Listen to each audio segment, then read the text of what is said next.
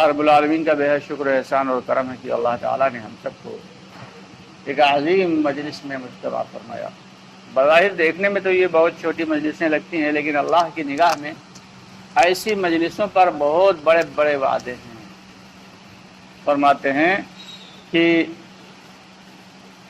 دین کی مجلسیں آسمان والوں کے لیے ایسی ہی چمکتی ہیں جیسے کہ دنیا والوں کے لیے آسمان کے ستارے چمکتے ہیں۔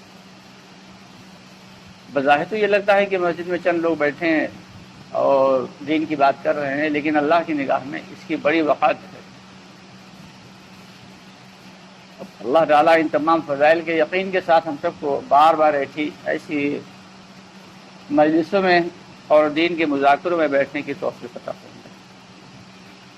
دراصل اللہ کے نبی صلی اللہ علیہ وسلم سے فرمایا اللہ رب العالمین نے کہ آپ لوگوں کو سمجھاتے رہیے، اے نبی جی لوگوں کو سمجھاتے رہیے۔ سمجھانا ایمان والوں کو نفع دیتا ہے، تو ہم لوگوں کو سمجھانا نہیں، ہم لوگوں کو دعوت دینا ہے۔ کس کے لیے دینا ہے؟ نیت اپنی رکھنا ہے کہ ہمارے اندر ایمان کیسے پختہ ہو جائے، ہمارے اندر ہماری زندگی میں کامل دین کیسے آ جائے۔ صرف نماز پڑھ لینا، روزہ رکھ لینا، اس سے انسان دیندار نہیں ہوتا، بلکہ دین تو ایک پورا لائف اسٹائل ہے، ایک پوری زندگی گزارنے کا طریقہ ہے۔ جب تک یہ پورا دین ہم سیکھیں گے نہیں، تب تک اس پہ عمل کیسے کریں گے؟ تو پورا دین سیکھنا ہے، سیکھتے سیکھتے اس پہ عمل کرنا ہے۔ یہ جو صحابہ کرام رضی اللہ تعالیٰ عنہم اجمعین بھی ایمان کے مذاکرے کیا کرتے تھے۔ ایک صحابی ہیں، اکثر کہتے کئی لوگوں کو بلاتے آؤ بیٹھو ایمان لے آئیں، آؤ بیٹھو ایمان لے آئیں۔ ایک صحابی کو بات بری لگی، انہوں نے اللہ کے نبی صلی اللہ علیہ وسلم سے شکایت کر دی کہ یا نبی اللہ، یا رسول اللہ صلی اللہ علیہ وسلم، کیا ہم لوگ مومن نہیں ہے؟ کہ ہم لوگ ایمان والے نہیں ہیں؟ یہ بار بار کہتے ہیں آؤ بیٹھو ایمان لے آئیں۔ تو آپ صلی اللہ علیہ وسلم نے فرمایا کہ دراصل ایمان کا مذاکرہ ایمان والوں کو نفع دیتا ہے، اسی لیے وہ کہتے ہیں کہ بیٹھو ایمان کی باتیں کریں۔ اللہ کی بڑائی، اللہ کی کبریائی، اللہ کی عظمت، اللہ کی قدرت کو جتنا زیادہ بولا جائے اور جتنا زیادہ سنا جائے، اتنا ہی ایمان میں اضافہ ہوتا ہے۔ اب ہم لوگ صبح سے شام تک، بلکہ بچپن سے لے کے اور بڑھاپے تک دنیا کی بڑائی سنتے چلے آتے ہیں کہ یہ اتنے پلاٹ خرید لو، اتنی ایسی گاڑی لے لو، اور ایسا مکان بنوا لو، ایسے اے سی لگوا لو، ایسا ساری دنیا کی نعمتیں، ان کے بارے میں بڑائی سنتے چلے آتے ہیں۔ تو یہ ساری بڑائیاں سنتے سنتے دلوں میں دنیا کی بڑائی گھر کر گئی۔ اب آخرت سمجھ میں نہیں آتی۔ آخرت نہ دکھنے والی چیز ہے، ابھی وہ نظر نہیں آ رہی، لیکن دنیا کیا ہے؟ وہ نظر آ رہی۔ تو جو نظر آتا ہے اس پر یقین زیادہ ہوتا ہے، جو نظر نہیں آتا اس پر یقین۔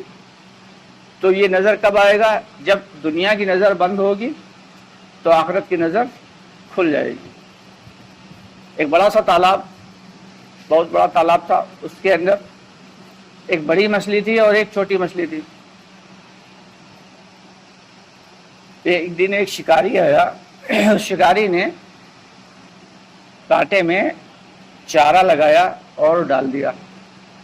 چھوٹی مچھلی اسے جھپٹی چارے کو کھانے کے لیے۔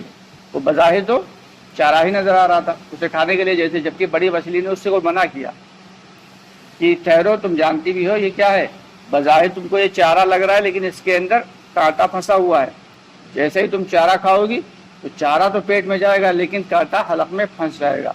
باہر ایک آدمی کھڑا ہے جس کے 2 ہاتھ ہیں، 2 پاؤں ہیں، 32 دانت ہیں، وہ تمہیں کھینچ لے گا اور پھر تمہاری کھال ادھیڑے گا، پھر تمہارے ٹکڑے ٹکڑے کرے گا، اور پھر جو ہے وہ تمہیں گرم گرم تیل میں تل کر اور کھا جائے گا۔ چھوٹی والی مچھلی نے سوچا کیا ایسی بھی کوئی مخلوق ہوتی ہے جس کے 2 ہاتھ، 2 پاؤں، 32 دانت ہوں؟ اس نے پورے تالاب کا ایک چکر لگایا، جب وہاں ایسا کوئی دکھا نہیں تو اس نے کہا اچھا بڑی بھی تم ہمیں بیوقوف بناتی ہو، تم یہ چاہتی ہو کہ ہم نہ کھائیں یہ چارہ اور تم اسے ہڑپ کر جاؤ۔ ہمیں تو ایسا کوئی نہیں دکھا، پورے تالاب میں ہم نے 2-3 چکر لگا لیے، لیکن نہ 32 دانت والا، نہ 2 ہاتھ پاؤں والا کوئی نہیں دکھا، نہ گرم گرم تیل نظر آ، کچھ نہیں۔ बड़ी मछली उसको समझाती रही, लेकिन छोटी मछली ने बात नहीं मानी, जाके चारे पे मुंह मारा। जैसे ही चारे को खाया, कांटा हल्का में फंसा, बाहर शिकारी साहब खड़े हुए थे, बड़ा देर के बाद जो है शिकार हाथ में लगा था, उन्होंने थोड़ी सी ढील दी, उसके बाद झटके से खींचा बाहर।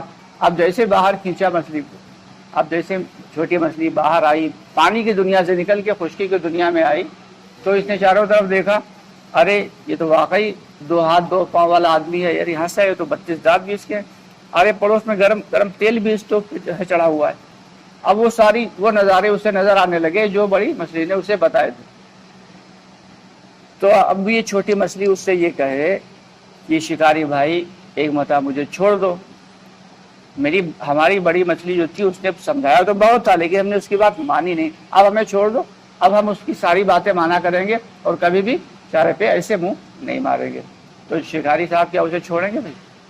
बड़ी मुश्किल से हाथ लगी, कैसे छोड़ देंगे? तो जैसे ही दुनिया की आंखें बंद होंगी, आखिरत की नज़र खुल जाएगी। उस नज़र के जो बारे में अल्लाह के नबी सल्लल्लाहु अलैहि वसल्लम ने खबर दी है। अब इस खबर के ऊपर यकीन करना ये हम सबकी जिम्मेदारी है कि इस खबर पे हमारा यकीन कैसा हो कि एकदम पुख्ता हो कि आखिरत होगी, अल्लाह के नबी ने फरमा दिया होगी तो होगी।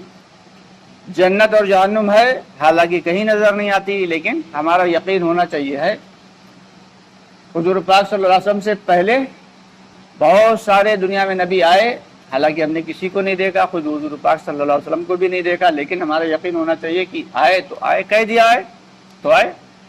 किताबें भी आई, हालांकि हमने इंजील ज़बूर तौरात कुछ नहीं देखी, लेकिन हमारा यकीन होना चाहिए कि हाँ बेशक।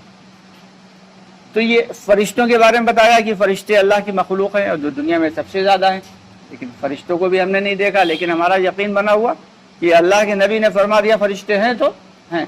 तो ये सारे के सारे चीज़ें जो हैं इनके बारे में गौर व फिक्र किया जाए। जितना ज़्यादा मखलूक़ात के बारे में गौर व फिक्र करेंगे, अल्लाह ताला हमारे ईमान में इजाफा करते चले जाएंगे। नज़र तो हमें दुनिया आ रही है, लेकिन दुनिया आखिरत के मुकाबले में इसकी कोई भी गारंटी नहीं कि किस पल किस लम्हे अचानक मौत आए और उचक के ले जाए।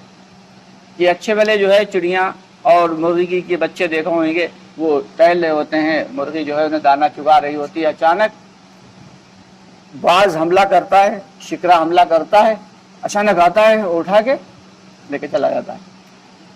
तो मौत भी इसी तरीके से अचानक आती है, बता के नहीं आएगी। कभी कभी ये होता है कि अच्छा भला आदमी चला जा रहा, बड़ा खुश खुर्रम गाड़ी में बैठा हुआ, अचानक एक्सीडेंट हुआ।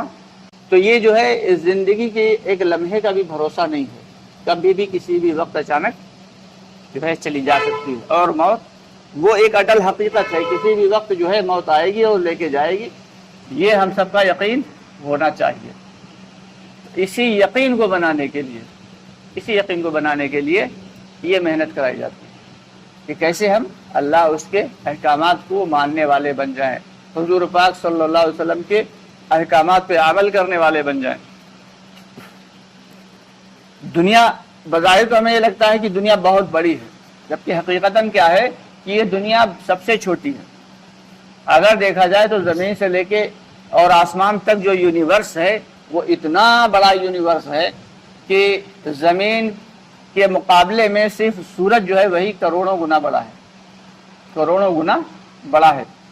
लेकिन नज़र छोटा सा आता है क्योंकि इतनी ज़्यादा दूरी पे है, और वो इतनी दूरी से इतनी ज़्यादा हिद्दत फेंकता है, इतनी गर्मी फेंकता है कि आजकल गर्मी में बंदे को खड़ा कर दो आधे घंटे के लिए धूप में तो दिमाग ठिकाने पे लग जाए। तो उस सूरज में वो गर्मी और वो रोशनी भरने वाली ज़ात कौन है, वो खुद कितनी बड़ी होगी। जिस अल्लाह ने उस सूरज को बनाया और हजारों साल से उसको चमका रहा है, और अल्लाह के ही हुक्म से सूरज निकलता है और वक्त मुकर्ररा पे डूब जाता है, हजारों साल से ये सिलसिला चल रहा है। उस सूरज को बनाने वाला अल्लाह कितना अजीम और कैसा आली मर्तबा हुआ।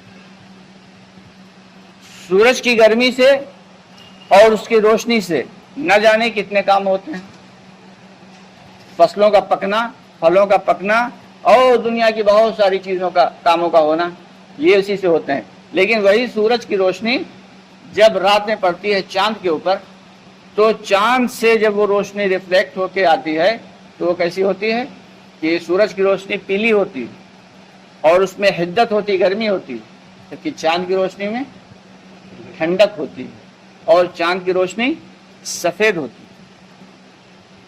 روشنی وہی ہے لیکن جب چاند سے ریفلیکٹ ہو کے آئی تو کیا ہے، اس کی گرمی کو ایبزارب کر لیا چاند نے اور اسے ٹھنڈا کر کے اور اس کے رنگ کو بھی تبدیل کر کے، یہ اللہ ہی کر رہا ہے۔ بے شک سورج اور چاند کو اپنے اپنے مدار میں چلانے والا اللہ ہے۔ زمین اپنی سطح پہ ایک دھری کے اوپر گھوم رہی ہے،